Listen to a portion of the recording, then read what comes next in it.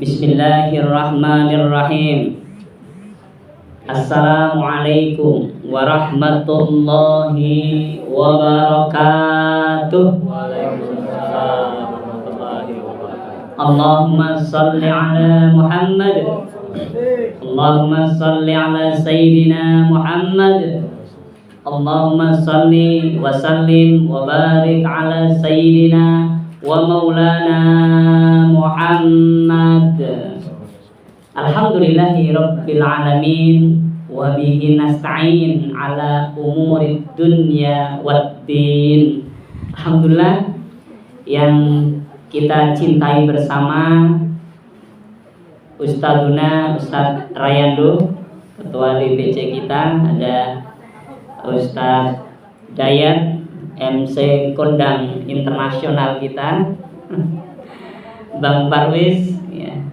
Ini ketua Depra kita yang sebelumnya dan yang sudah berhasil ya, mendelegasikan tugasnya kepada ketua Depra Pondok Ranji yang baru, luar biasa, baru 22 tahun ya Mas Ridwan, Masya Allah ya. Kepada Mas Ridwan Sururi, selamat bertugas dan terus insya Allah berjuang. Dan ada semuanya, ada Bang Agus, ada Bang Elan, ada Bang Satria dengan putra-putrinya, ada teman-teman dari PKS Muda, saya belum hafal namanya. Ibu-ibu semuanya, insya Allah wabil khusus yang kita tempatin semoga berkah semua, amin. Rumahnya Bu Nur, Pak Jayadi ya, semoga menjadi tempat yang akan menjadi bukti nanti di akhirat bahwa tempat kita gunakan untuk kebaikan, amin ya rabbal alamin. Allahumma sholli ala Muhammad. PPT sudah dibagikan, evaluasi sudah dibagikan, nah tinggal penutup. Apakah sudah sempat membaca? Apakah sudah sempat dibaca Bapak Ibu semua, adik-adik, teman-teman? Sepertinya sih baru dilihat, belum dibaca. Ya oke, nanti bisa dibaca ya sendiri-sendiri. Karena tradisi saya biasanya kalau ngajar PPT disampaikan duluan agar nanti ketika disampaikan bisa dielaborasi, bukan malah disembunyiin. Nanti aja deh PPT-nya biar surprise. Apanya sekarang surprise? Semuanya sudah bisa dicari, tinggal mau atau tidak. Insya Allah hari ini kita akan berbicara bersama, berdiskusi bersama tentang apa Bapak Ibu? Peran apa? Peran keluarga. Apa Bu? Dalam kelanjutan. Nah ini itu ada itu di lembar evaluasinya. Nah, peran keluarga dalam menjaga keberlanjutan tarbiyah dan dakwah. Meskipun yang hadir bahkan bisa lebih hampir ya 50-50 ya para milenial, tapi para milenial juga dapat form sendiri itu khusus ya, yang nanti dikumpulkan ke ketua Depra ya untuk evaluasi kita semua. Satu keluarga ngisi satu ya, nggak boleh dua. Nah kemudian yang teman-teman milenial juga mengisi cuman satu halaman tuh ya, dikasih nilai. Kalau yang pertama jawabannya berarti nilainya 4. Nah gitu, dicontreng aja di situ ya, sambil kasih nilai, atau nggak usah kasih juga nggak apa-apa. Kalau sempat tulis aja 4, nanti biar bisa dijumlahkan berapa jumlahnya. Ibu bapak, adik-adik, teman-teman, as'adakumullah, semoga kita semua dibahagiakan Allah, amin. Taklim Depra kita ini adalah taklim yang kesekian kali. Udah repot ngitungnya karena sempat berhenti sebelum Covid ya, pas Covid ya. Di zamannya Pak Parwis beberapa kali ya, Bang Parwis ya, beberapa kali. Dan kita lihat tayangannya itu, ini sempat tadi biidznillah pas buka data ada ini nih. Selamat atas setahun taklim bulanan Depra Pondok Ranji 4 November 2011 sampai 4 November 2012. Ya, itu sudah setahun waktu itu dan terus sampai 97 kali ya kalau nggak salah ya, sampai hampir 100 kali. Ya, kemudian sedikit berhenti pemilu dan sebagainya. Alhamdulillah hari ini kita dengan kepengurusan baru bertekad untuk melanjutkan kembali, sehingga kita namai rebound Ya. Taklim Depera PKS Pondok Ranji ke 1 Ribon. Nah, kita mengulang lagi nomornya biar mudah lagi ya. Nah, kita akan mulai dengan membaca ini ya. Masih ingat gak ini? Nah, ini kalau kita yang kolonial insya Allah ya. Yang milenial kadang-kadang ada yang belum tahu ini ya. Di 2 kampus tempat saya mengajar, sesekali juga saya dendangkan lagu nasyid. Ternyata nggak ada yang tahu. Iya, ternyata saya ini kolonial ya, gitu. Yang milenial sebagian juga sudah tahu. Apa ini? Ini terjemahan dari doa. Allahumma innaka ta'lam anna hadhil qulub qad ijtama'at ala mahabbatik wa taqat ala ta'atik wa tawahadat ala da'watik wa ta'ahadat ala nusrati syariatik wa wathikillahumma rabidataha wa adimuddaha wa hdiyas subulaha wa mla binurika alladhi la yahbu wasrah suduraha bi faidil imani bik wa jamili tawakkuli alaik wa ahya bi ma'rifatik wa midhala syahadati fi sabilik innaka ni'mal maula wa ni'man nasir. Allahumma amin. Wa sallallahu ala sayyidina Muhammadin wa ala alihi washabihi wasallim walhamdulillahi rabbil alamin. Lapangkanlah dada kami dengan karunia iman dan indahnya tawakal padamu. Hidupkan dengan ma'rifatmu, matikan dalam syahid di jalanmu. Engkaulah pelindung dan pembela. Alhamdulillah. Jazakumullah. Allahu Akbar. Mohon maaf ya. Tadi Bang Baru seharusnya nih suaranya bagus ya. Saya lupa kalau Bang Baru suaranya bagus. Masya Allah. Jadi Ibu Bapak, teman-teman semua, ini dulu pada waktu ini ketuanya Pak Rayando ya dulu ya. 1 November 2011 ya. Oh iya, sampai beliau lupa ya. Oh iya. Gitu ya. Dan ini peringatan setahun waktu itu kita nyanyi ini. Enggak tahu tempatnya di mana, lupa ini ya dulu. Enggak saya tulis ya. Oke, di sini oh ya, ini ada Sang Murhobi, ribuan langkah, tapi enggak kita nyanyikan karena suaranya udah berantakan nih. Kita akan lanjutkan. Bismillah. Nah, Bapak Ibu yang dirahmati Allah, apa yang kita lakukan adalah keberlanjutan ya, keberlanjutan dari satu langkah ke langkah lain sampai kapan? Sampai yaumul qiyamah. Jadi kita melakukan tarbiyah dakwah ini lillahi ta'ala insyaallah. Bukan karena pengen jadi anggota DPR, bukan karena pengen jadi pejabat, bukan karena pengen jadi ini dan itu, tapi insyaallah lillahi ta'ala. Allah yang akan membalas. Makanya Masya Allah, alhamdulillah hari ini makanan banyak banget. Padahal undangannya pengajian kata Bang MC. Sedangkan di tempat lain undangannya makan-makan gak ada datang. Masya Allah, luar biasa. Ya, ini nikmat dari Allah. Coba kita lihat ini. Mungkin ada yang masih ingat peristiwa ini ya. Ini peristiwa yang lumayan lama. Nah, mungkin ada yang beberapa orang di sini. Ada yang sudah di Dubai, di Timur Tengah. Ada yang masih unyu-unyu, Bang kaderisasi kita, Bang Ridwan, tapi Ridwan senior belum datang. Masya Allah, belum ada kabar, semoga disehatkan ya. Ini 2016, ya, 2016 ini. Ada Bang Mulyana juga nggak bisa datang ini ya. Ini bagian dari bagaimana kita menyemai kepada umat pemahaman Islam yang moderat, yang tidak ke kanan-kananan, tidak ke kiri-kirian, dan Islam yang syumuliyah. Yang syumuliyah itu yang menyeluruh. Jadi kalau kita bicara Islam bukan hanya masjid, musola, pengajian, majelis taklim, istighosah, tahlil, bukan, tapi apa? Seluruh aspek kehidupan.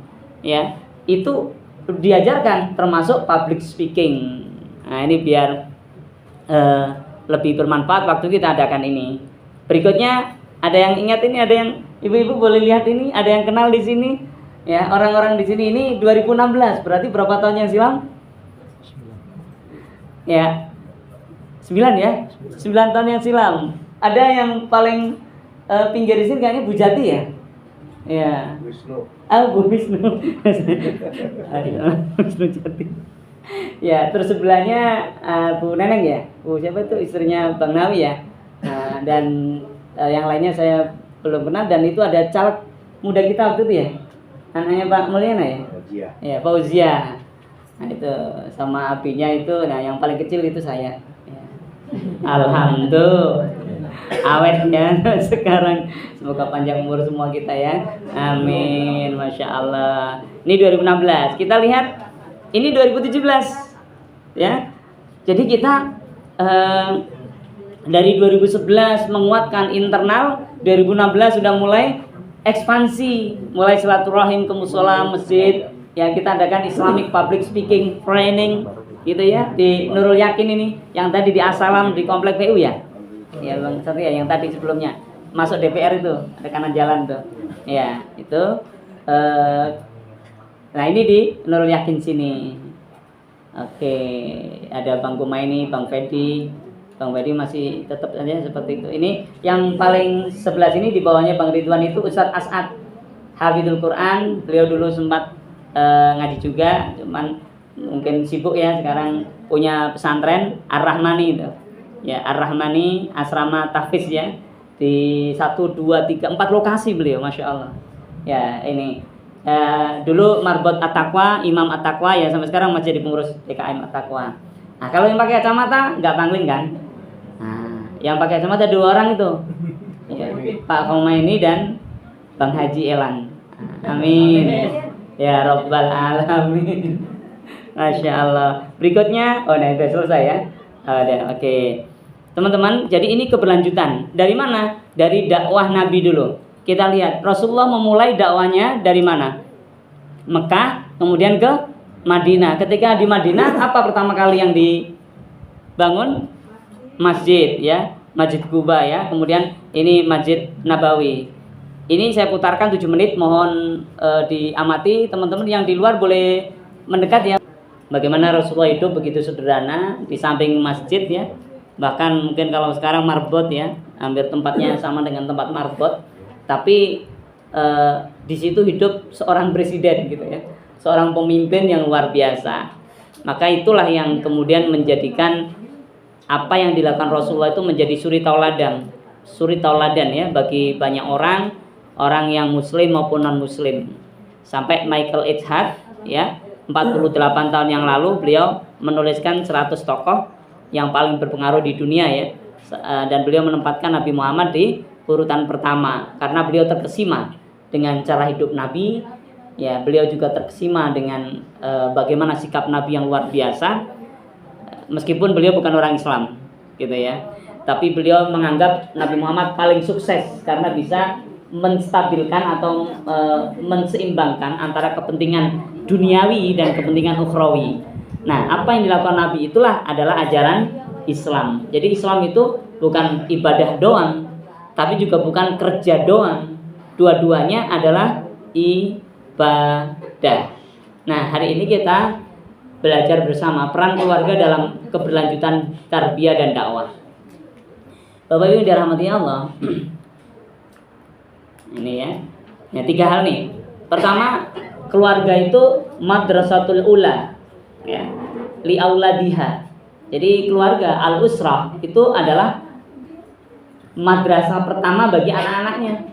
Jadi jangan sampai kita salah mengartikan keluarga itu tempat hanya untuk istirahat, bukan, tapi adalah pesantren pertama di keluarga kita itu. Makanya bagaimana istri mencontohkan bersikap yang baik dengan suaminya, suami juga bersikap yang baik dengan istrinya, dengan anak-anaknya, itu di situ.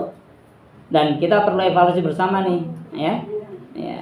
Kenapa? Karena Rasulullah mengatakan kullu mauludin yuladu alal fitrah. Masih kebaca nggak dari jauh itu? Fa abawahu yuhawidanihi au yunasiranihi au yumajjisanihi.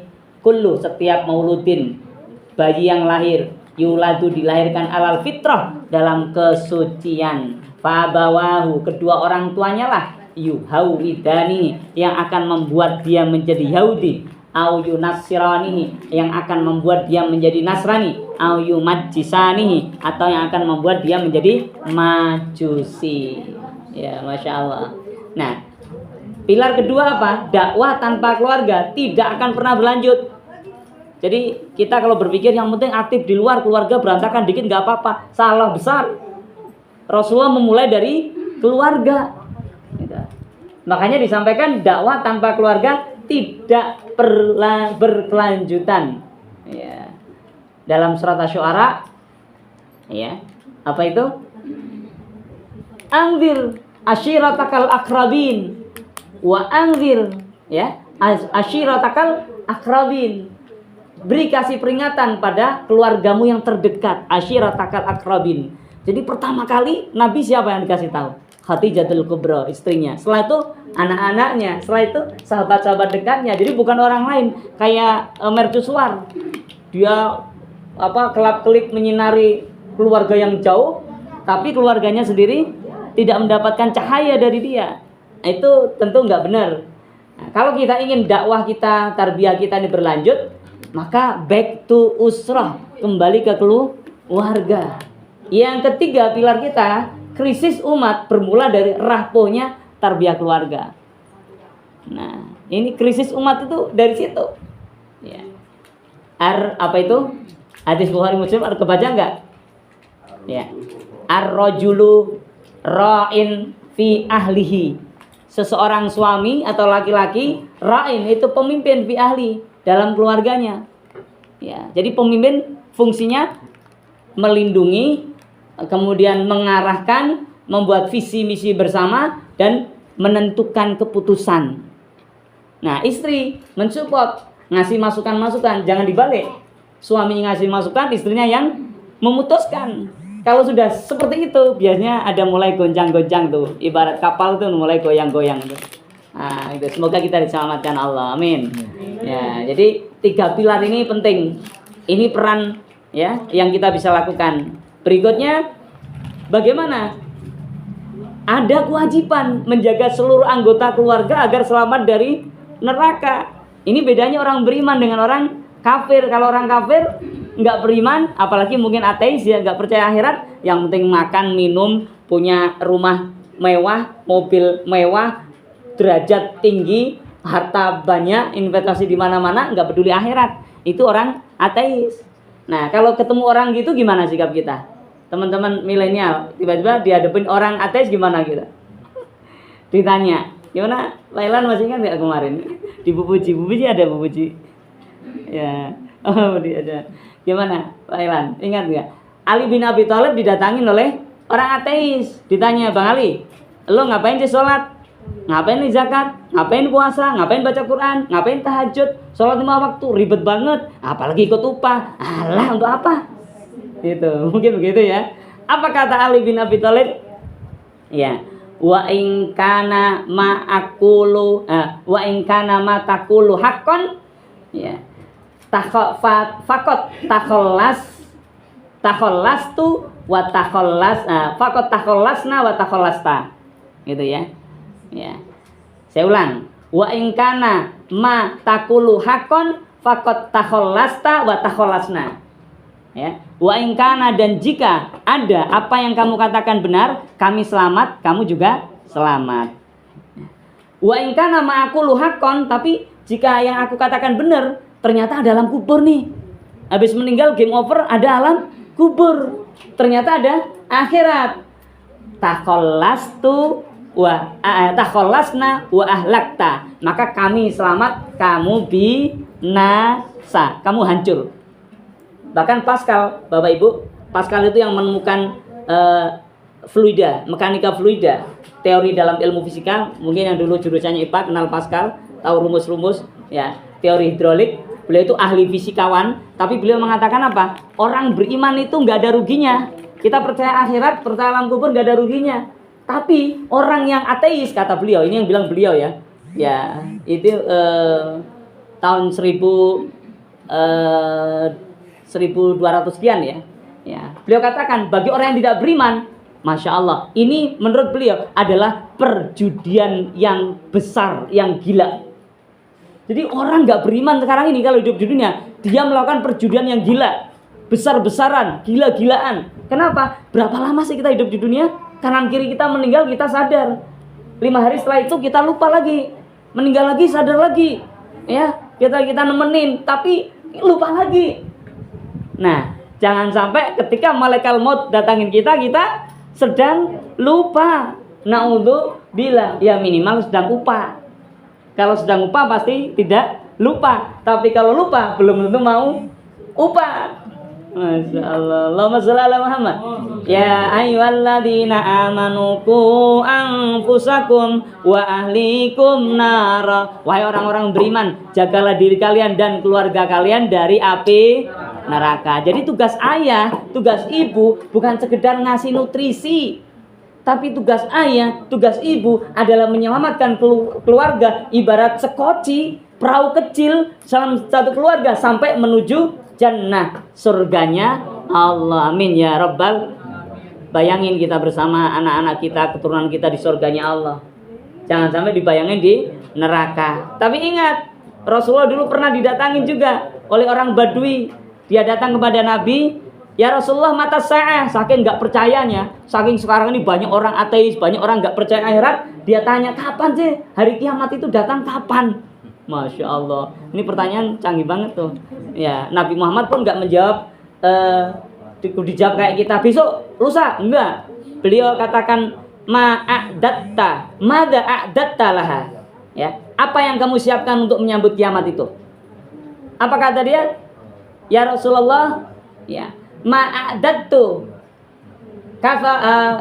kafira sholatin au ya siyamin. Aku nggak punya banyak persiapan dengan banyaknya sholat maupun banyaknya puasa, ya. Wala ini, ya. Tapi justru aku ini meskipun nggak punya itu, tapi apa? Uhibbullahu wa uhibbu rasuluh. Aku mencintai Allah dan mencintai Rasulnya Allah. Loh, ya sholatnya nggak banyak, ya, puasanya nggak banyak. Tapi dia katakan, aku punya bekal apa? Mencintai Allah dan Rasulnya. Maka Rasulullah menyampaikan, antam aman ahbabta. Kamu akan dikumpulkan bersama orang yang kamu cintai. No, para milenial yang senang Blackpink, kumpul nanti sama Blackpink di akhirat. No, yang senang sama K-pop, kumpul sama K-pop di akhirat. Ya. Kalau Blackpink K-popnya mualaf ya surga. Tapi kan nggak tahu apakah gimana perkembangannya. Oh, Masya Allah. Karena anta aman ababta, sukanya teman sama artis-artis populer, ya, sama ustadz-ustadz kampung, ustadz musola, kayak saya nggak mau deket misalnya. Udah, nanti dikumpulkan sama siapa yang dia sukai, yang dia cintai. Insya Allah kita semua cinta Allah, cinta Rasulullah, insya Allah bersama beliau. Amin ya rabbal alamin. Nah, harus dibuktikan bagaimana cinta Allah dan Rasulnya itu. Surat Ali Imran ayat 31. Qul in kuntum tuhibbunallah fattabi'uni yuhibbukumullah. Katakan wahai Muhammad, jika kalian ya mencintai Allah, qul in kuntum tuhibbunallah fattabi'uni yuhibbukumullah, maka Allah akan mencintai kalian. Kalau Allah sudah mencintai kalian, wa yaghfir lakum dunubakum, maka Allah akan mengampuni dosa-dosa kalian. Kenapa? Wallahu ghafurur rahim, karena Allah Maha Pengampun lagi Maha welas asih. Dosa kita segede gunung pun akan diampuni kalau kita mau minta ampun. Insya upah ini Bapak Ibu, Masya Allah, keluarga kita ini, keluarga tarbiyah kita ini. Jadi kita ini tarbiyah, ya. Tarbiyah artinya pendidikan, Bu. Ya, jadi pendidikan itu apa? Ikut upah. Nah, itu tadi. Kalau nggak ikut upah, bisa juga namanya tarbiyah karena S1-nya di Fakultas Tarbiyah. Tapi setelah itu, ya kalau masih ikut upah ya berarti masih tarbiyah. Kalau enggak, ya enggak. Gitu. Jadi tarbiyah ini madal haya, materi sampai akhir hayat. Bukan hanya setahun 2 tahun nanti jadi pengurus ngaji, nggak jadi pengurus nggak ngaji, enggak. Gitu ya. Nah, kenapa? Karena niatnya hanya karena Allah, ingin balasan dari Allah. Seperti hanya Rasulullah mentarbiyah keluarganya, ada Ali bin Abi Thalib, ada Umar bin Khattab, ada Abu Bakar As-Siddiq, ada Utsman bin Affan. Terus bagaimana model tarbiyah ini? Tarbiyah yang dimaksud di sini yang kita pertahankan seperti apa, Bapak Ibu? Ya bunayya la tusyrik billah. Wahai anak-anakku, jangan menyekutukan Allah. Inna syirka la dzulmun adzim. Sesungguhnya syirik itu la dzulmun adzim, betul-betul kedoliman yang besar. Syirik itu apa? Praktisnya gini, contohnya, kalau dibilang syirik itu hanya menyekutukan Allah, nyembah selain Allah, itu mah dari dulu begitu. Tapi yang kadang nggak dipahami adalah putus asa. Orang putus asa itu syirik karena tidak percaya atas pertolongan Allah. Diuji dengan ujian yang begitu berat, akhirnya protes. Masya Allah, naudzubillah. Nah, kita berlindung pada Allah. Ya Allah, selamatkan kami semua. Amin. Ya, ini. Jadi pertama, tauhid, tidak syirik. Itu luar biasa, Bapak Ibu. Nah, kita nasihati ke diri kita dan anak-anak kita semua. Cintailah Allah di atas segala cinta. Itu tauhid, itu anti syirik. Nanti misalkan mau menikah nggak jadi, putus asa, titik-titik diri, naudzubillah. Ya, mau ternyata dapat peluang kerja, ternyata nggak jadi, akhirnya titik-titik diri, naudzubillah. Nah, titik-titik diri itulah ya yang bukti bahwa imannya nggak kuat, tidak mau qanaah, tidak bisa syukur, tidak beriman kepada Allah. Naudzubillah. Makanya orang yang suicide, orang yang titik-titik diri itu tidak akan bisa masuk surga. Naudzubillah. Ya, Masya Allah. Ya bunayya la tusyrik billah. Wahai anak-anakku, janganlah kalian mensekutukan Allah. Oke, perhatikan Imam Al-Ghazali. Imam Al-Ghazali ini meninggal 1111. Sekarang 2025. Udah lama banget ya. 1000 tahun lebih ya, kurang lebih ya. 1000 tahun. Beliau katakan apa? Wal waladu amanatun inda walidayhi. Seorang anak itu amanah bagi kedua orang tuanya. Ya. Karena amanah, anak lahir dalam fitrah. Karena amanah, orang tua menentukan arah iman dan akhlaknya. Ya. Dalam Fathul Mu'in, ini Imam Syekh Jainuddin ya, penulisnya Fathul Mu'in. Ini kitab fikih yang sangat terkenal dalam tradisi Syafi'iyah, mazhabnya Syafi'i. Beliau katakan wa yajibu 'alal walidi ayu allima waladahu furududdin. Ya, wajib bagi orang tua mengajarkan anak-anaknya kewajiban-kewajiban dalam agama. Nggak boleh diserahkan ke orang. Ya, kita dulu, karena kita ini pesantrennya. Keluarga kita ini adalah pesantren pertama bagi anak-anak kita. Ya, mengajarkan fardu ain adalah kewajiban, tidak boleh diserahkan sepenuhnya kepada sekolah, kepada pesantren, gitu ya. Akan beda, kita punya visi misi dalam setiap keluarga itu, insya Allah. Nah ini, oke, berikutnya Syekh Syahid Hasan Albana dalam Majmu'atur Rasail, ya, beliau katakan apa? Islahul fardi yuaddi ila islahil usrati, wa islahul usrati yuaddi ila islahil mujtama'i. Ada yang tahu artinya enggak? Yang pernah belajar bahasa Arab? Islahul fardi, perbaikan diri pribadi, yuaddi ila islahil usrati, akan menuju kepada perbaikan keluarga. Wa islahul usrati yuaddi ila islahil mujtami, dan perbaikan keluarga akan menuju kepada perbaikan masyarakat. Mau kalau dilanjutkan, wa islahul mujtami yuaddi ila islahil daulah. Kalau masyarakatnya udah bagus, maka pemerintah negara ini akan bagus karena masyarakatnya bagus. Kalau masyarakatnya suka yang palsu-palsu, ijazah pemimpinnya pun palsu. Allahumma sholli ala Muhammad. Kok nyampe situ tadi? Iya, oke, berikutnya. Kenapa? Karena keluarga itu unit dakwah strategis. Jadi jangan tinggalkan keluarga. Karena keluarga keberlanjutan gerakan kita, ya, bergantung pada keluarga. Gerakan dakwah apapun itu dari keluarga. Maka jangan heran kalau ayahnya punya bengkel, sedih sekali kalau nggak ada anak-anaknya, salah satu di antara mereka yang meneruskan bengkelnya. Sedih banget tuh. Itu menurut mereka yang sudah usianya lanjut ya, dia begitu. Punya anak 5. Ya, dia jadi tentara. Kalau nggak ada satupun yang meneruskan jadi tentara, orang tuanya akan sangat bersedih. Alhamdulillah, ibu saya guru TK, saya nerusin. Nah, jadi guru. Ya, bapak saya polisi hutan, saya nggak berani nerusin karena kurang tinggi badan. Gitu. Ya, contoh ya. Nah, ini Hasan Albana juga menyampaikan apa? Innat tariqa, ya, innat tariqa tawilun wal khuwati fihi mutadarrijatun. Sesungguhnya jalan dakwah ini tawilun, panjang. Kita nggak hanya ini, kita mati pun akan dilanjutkan. Bangunan dakwah ini terus.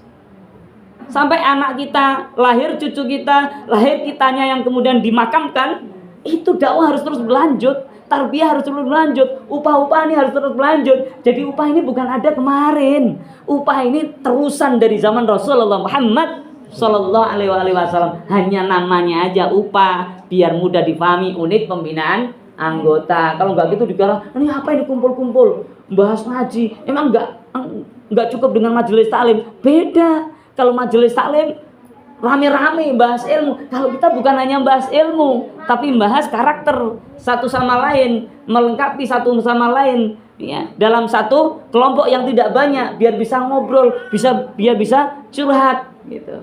Itulah upah bedanya. Nah, oke, berikutnya, dan karena panjang wal khutuwat fihi mutadarrijah, maka langkah-langkah itu terus bertahap. Tidak bisa bim salam bim. Alhamdulillah. Dulu tahun 2011 Mas Ketua mana? Mas Ketua umur berapa? Berapa? 14 tahun yang lalu ya? Ya, 14 tahun yang lalu ya. Mas Ridwan, 14 tahun yang lalu usia berapa? 4 tahun ya? 8 tahun. 14 tahun yang lalu. Sekarang usia 22 kurang 14. Ayo matematika nih. 8. Usia 8 tahun taklim kita sudah ini, udah mulai. Ya, taklim duprah kita, beliau masih 8 tahun. Loh, sekarang beliau yang meneruskan. Nanti beliau usia 46 tahun atau 48 tahun kayak saya, enggak tahu saya masih hidup atau enggak. Ya, enggak tahu. Tapi harus terus ada yang melanjutkan. Jangan berhenti. Ya, insya Allah. Amin ya rabbal alamin. Berikutnya nih, gangguannya apa nih? Ya, gangguannya apa? Ini teman-teman yang dirahmati Allah. Sebelumnya ada nih. Udah, ini gangguannya. Dalam melanjutkan tarbiyah di keluarga kita dan semangat dakwah itu ada gangguan-gangguannya. Pertama, distraksi digital. Pengalian perhatian karena platform teknologi, gadget. Diajar, saya kalau di kampus, Bapak Ibu kalau ngajar, saya lihat mahasiswa itu. Ada yang asik, itu sering tak tunjuk. Ayo, silakan yang mau ditunjuk sering-sering nengok HP-nya, saya bilang.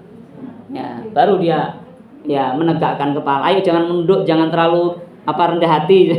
Lihat ke depan, lihat ke depan. Ya, coba cari ini jawabannya di internet, dicari. Nah, begitu. Harus gadget dimanfaatkan untuk kebaikan, bukan hanya untuk main game. Naudzubillah. Nah, ini distraksi digital nih. Fokusnya jadi berkurang gara-gara kemajuan teknologi. Ya, masya Allah. Semoga kita diselamatkan. Ini keluarga nih. Rata-rata penyakit atau tantangan di keluarga ini distraksi digital. Anak nangis kalau di kampung-kampung sampai nangis teriak-teriak, pengen HP yang baru yang bisa untuk main game yang aneh-aneh. Loh, naudzubillah.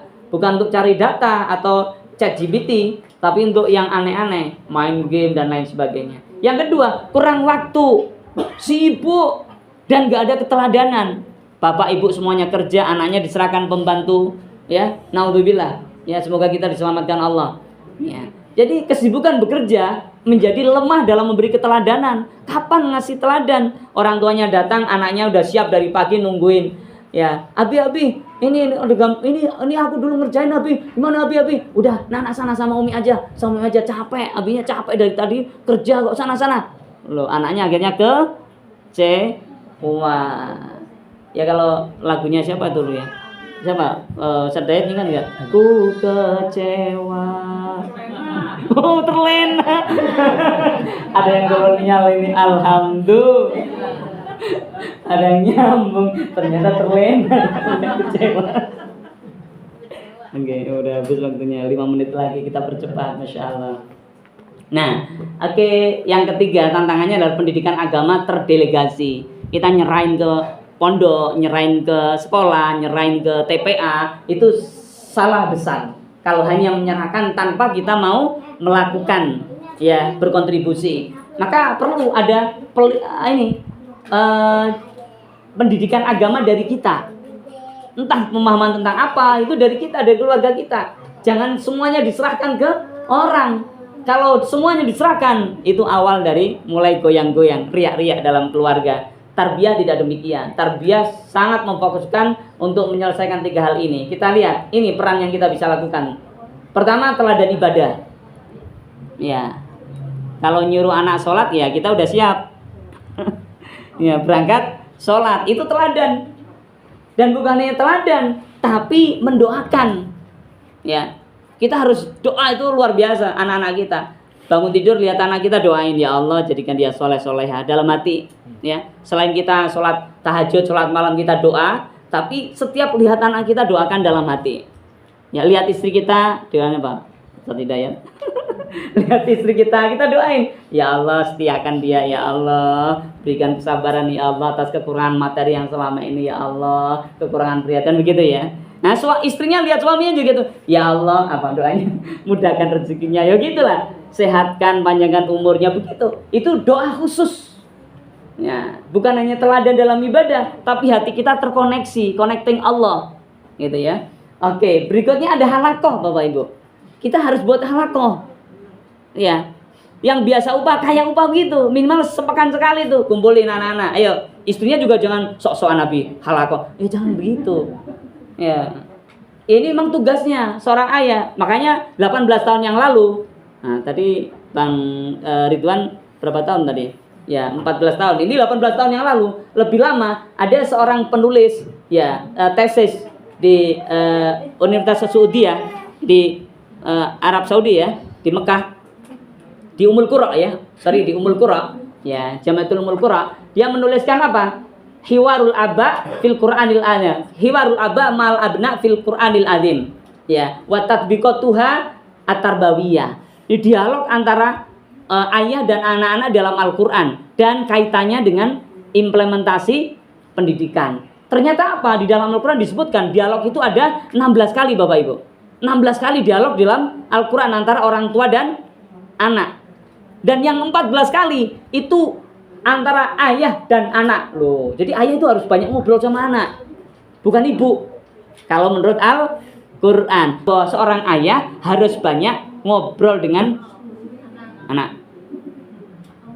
Berikutnya pendampingan digital. Ini kan pada punya HP semua, jangan dibiarkan sesekali dilihat. Kadang-kadang anak-anak kalau dia HP-nya langsung HP-nya diginikan, dideketin ke badannya, dijauhkan sama abinya atau uminya yang mau nonton, mau lihat.